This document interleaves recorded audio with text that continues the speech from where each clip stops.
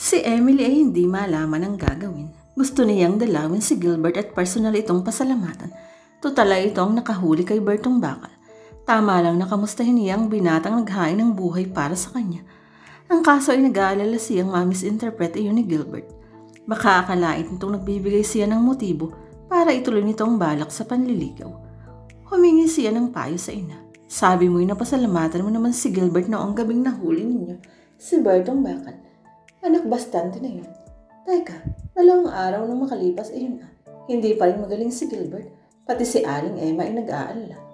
Ewan ko, kahit nga si Mang Celso hindi ko nakikita. Maagang-maaga ho ako kung umalis para sa aking trabaho. Gabing-gabi na ako'y makauwi. Gusto mo bang dalawin natin? Tutalay maaga ka ngayon. Isama natin si Juan para walang masabi ang tao. May excitement na lihim na kumiliti sa puso ni Emily. Nais niyang makita si Gilbert. Sa totoo lang, wala na siyang iniwan sa dalagang nananabik makapiling ang lalaking malapit sa puso. Napalunok siya. Naalala niya si Pedro. Tiyak na nalaman na nito ang lihim niyang crush kay Gilbert. Pedro, wala namang mali siya iyon. Paghanga lang sa isang mahusay magpainting. Maniwala ka, Pedro. Ngunit siya mismo ay duda na sa sariling damdamin. Crush nga lang bang nadarama niya kay Gilbert? Hindi nga ba niya ito papayagang ligawan siya? Dahil alam niyang hindi naman siya tototohanin. Kung gayon pala, ay pinoprotektahan niya ang sarili niyang damdamin. Naunawaan ni Emily. Ayaw niyang masaktan kay Gilbert dahil malalim kay sa crush ang pagtingin niya rito. Tinatapik na pala siya ng ina. Mariosip na anak ito at kung saan na yata napunta ang isip. Sabi ko'y dalawin natin si Gilbert kasama si Joan. Nagbalik sa sarili si Emily. Huwag na lang ho, inay. Tiyak naman hong maayos ang lagay ni Gilbert. Kung masama ho ay tiyak na nabalitaan namin. Sa bagay nga anak, oo nga. Huwag na lang nating puntahan. Napalunok si Emily. Nagpapakipot lang siya. Gusto niyang makita si Gilbert. Bakit naman kumagat agad ang kanyang ina? Naniwalang ayaw nga niyang dalawin ng kapitbahay. Lumipas pa ang mga araw at si Gilbert ay magaling na. Natatanaw na ito ni Emily sa terrace. Na same Gilbert na rin na nag-iisa sa teresa at tinatanaw ang kapaligiran. Dumadaan siya sa entrada sa umagang-umaga at si Gilbert ay patay mali siyang babati sa kanya. Good morning, Emily. Papasok ka na. Karaniwang tanong sa kanya ng binatang pintor. Na kung hindi nagdidiling ng tanim ay nagpapapawis naman sa labas ng bahay. Oh, sige dyan ka na. Karaniwan naman iyang sagot. At 5 umaga ng ganon sila sa may entrada. Pero isang umaga iba ang deklarasyon ni Gilbert.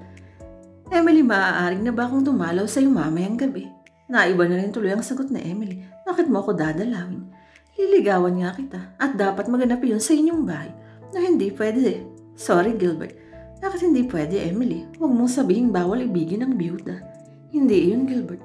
Ayoko dahil hindi ako naniniwalang totohanan iyang sinasabi mong pag-ibig. Pwede ba tanghalin ako? Maraming dalaga sa ususan na bagay sa'yo. At tuloy-tuloy na siyang lumakad palayo sa entrada. Ikaw ang gusto ko, Emily. Usal sa sarili ni Gilbert. Dinaan ni Gilbert sa sulat ang panliligaw. Isang gabing umuwi si Emily mula sa trabaho. Inabot sa kanya ni Aling Emma ang sulat na galing pa sa Koreo. Walang return address ang naturang sulat na ang postmark ay sa Pasig. Na ibig sabihin ay sa pangatlong bayan pa mula sa ususan inihulog ni Gilbert ang liham.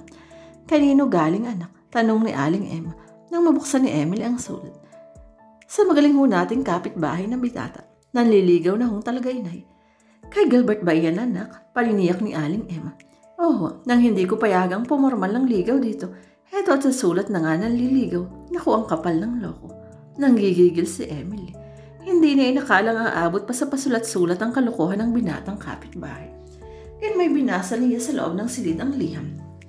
Dearest Emily, bakit ayaw mong paniwala ang totoong pagmamahal ko sa iyo? Hindi pa ba sapat na ako'y gising ng gabing nais kang salbahin? Ni Bertong Bakal, kung alam mo lang na noon pa mang una kitang makita ay na-attract na ako sa iyo. Akala ko nga ay dalaga ka. I feel bad nang malaman kung ikaw pala ay asawa ni Pedro. Ngayong malaya ka na, ay ayaw mo pa rin akong bigyan ng pagkakataong mag-alay sa'yo ng pag-ibig. Bakit, Emily? Humihingi ng pangunawa mo. Gilbert. Napapikit si Emily matapos basahin ang liham. Isang tingin lang niya roon ay nalaman agad niyang hindi totoo ang sinasabi ni Gilbert na pagmamahal at pag-ibig. Napansin siya ni Gilbert noong siya ay bagong kasal kay Pedro. Muli siyang napansin ng binata noong siya ay isa ng sexing byuda. Kung gayon hindi siya ang iniibig at minamahal ni Gilbert, kundi ang katauhan niyang sexy at maganda. Never na inibig siya ni Gilbert nung siya ay mataba at hindi makaraan sa entrada o medya. Hindi nga ba't may mga pagkakataon pa noon na si Gilbert ang pagkalamig-lamig ng pakikitungo sa kanya kapag siya'y nakikiraan sa bahay ng tiyuhin nito. Hindi niya malilimutan ang halos mangmamatang tingin sa kanya noon ni Gilbert dahil nga sa kalamigan ni Gilbert ay naisipan niyang magdaan ng masikip na entrada kahit siya'y buntis na kagampan. Ang lahat ng sama ng loob kay Gilbert ay nagbabalik sa isipan ni Emily. Nanggigigil na pinagpupunit-punit ang sulat at muling isinilid sa sobre. Kinabukasan ay mas inagahan niyang paglabas sa entrada. Naiwasan niyang makita si Gilbert. Sila tuloy ang unang-unang dumating sa kanilang tanggapan. At dahil maaga pa, nagtungo muna siya sa kalapit na mail station at inuhulog ang sulat na para kay Gilbert. Marahil ay mas tamang sabihing inuhulog niya ang punit-punit na sulat na galing din kay Gilbert. Nagingit-ngit pa rin siya ng labis kay Gilbert. Kahit may crush ako sa iyong loko ka, hindi ako gagang pauuto sa iyo. Peke ang sinasabi mong pag-ibig sa akin, Gilbert. Buking na buking ka. Hindi mo ko maiisa uwi.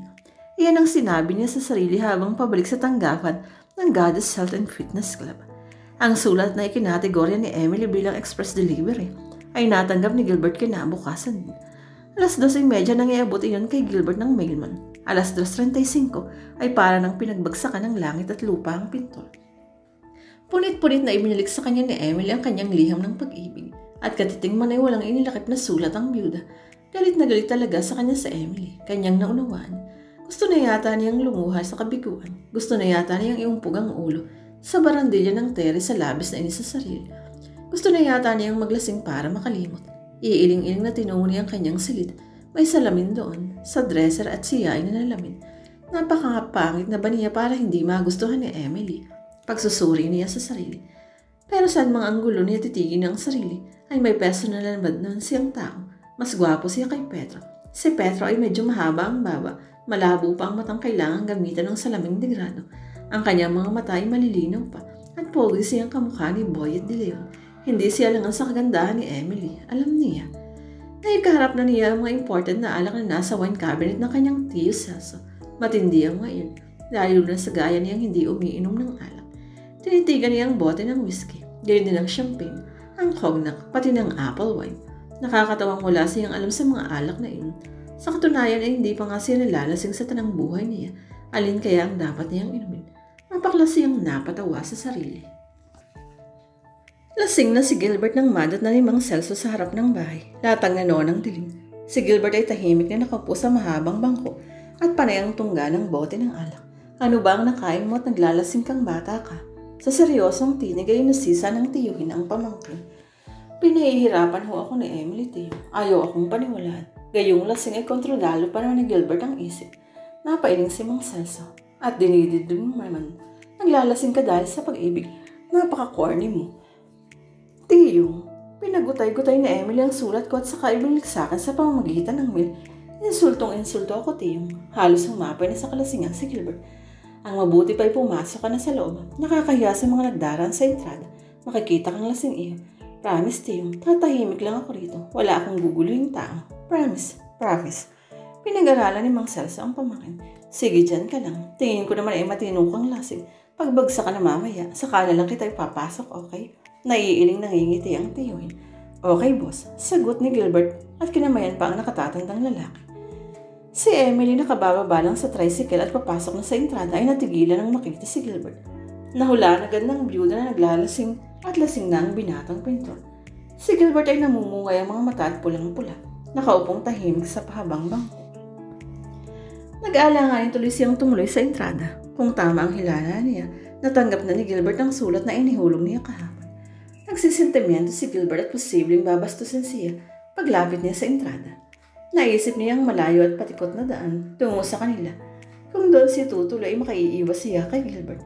Pero nangangahulugan naman na iyon ang dagdag na 20 minutos sa kanyang usap. Dahil lang sa pag-iwas sa lasing ay mapapagod siya at madidili ang pag-uwi niya kay Joanne. Walang lasing-lasing sa akin, sabi niya sa sarili. At taas na buo ang loob na nagpatuloy na siya patungo sa entrada.